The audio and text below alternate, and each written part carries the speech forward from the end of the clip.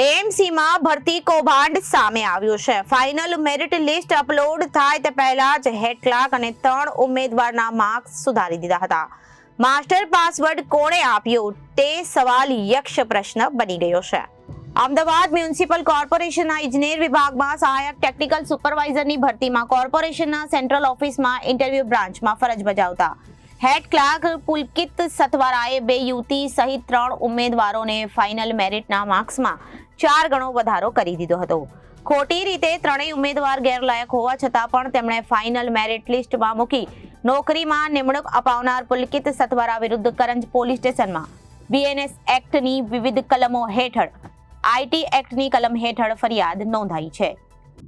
ઇજનેરની ભરતી પ્રક્રિયા 3જા મહિનામાં એમણે જાહેરાત પબ્લિશ કરેલી।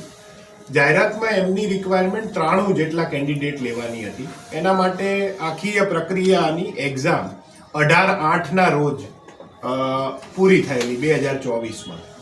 એ દરમિયાન જે 5000 વિદ્યાર્થીઓ છે તેમની OMR સીટ પણ એ જ સમયે એમની વેબસાઇટ પર અપલોડ કરેલી।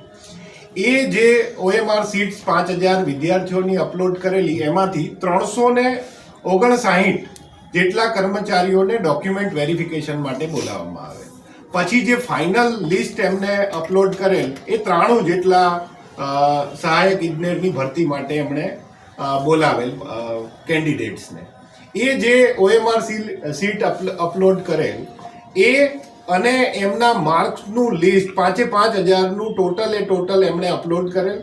પરંતુ જ્યારે એક અરજદાર એમને એ OMR સીટ્સમાં જે એમના માર્કિંગ છે અને જે ટોટલ માર્ક પબ્લિશ થયેલ એમાં ક્યાંક મિસમેચ જેવું જણાતા એમણે અરજી કરેલ। અરજીના અનુસંધાને ખાતાકીય તપાસ એમના દ્વારા કરવામાં આવેલ અને પછી એવું ટોટલ ખાતાકીય તપાસ અને એ બધાને અંતે એવું ફાઇન્ડ આઉટ થયું કે 3 જેટલા વિદ્યાર્થીના માર્ક્સમાં ચેડા થયેલા છે। એટલે OMR સીટ પ્રમાણે જે માર્ક્સ થવા જોઈએ એ માર્ક્સ નહીં કરી અને ઉપરાંત એમાં ચેડા કરીને એને માર્ક્સ વધારે કરીને એ કેન્ડિડેટ્સને સિલેક્ટ કેન્ડિડેટ્સમાં જાહેર કરેલ। આ 3 કેન્ડિડેટ્સ ને જે એમના માર્ક્સમાં ચેડા થયેલા છે એ જે એનો મેઇન હેડ ક્લાર્ક છે પુલકિત કરીને, એ પુલકિતના લોગિનથી જ આ થયેલું હોય। પ્રાઇમા ફેસી જે શરૂઆત છે એમાં આપણે આ પુલકિતને અત્યારે અરેસ્ટ કરેલ છે અને આગળની તપાસ હાલ ચાલી રહી છે। Bureau report Janadesh news Ahmedabad.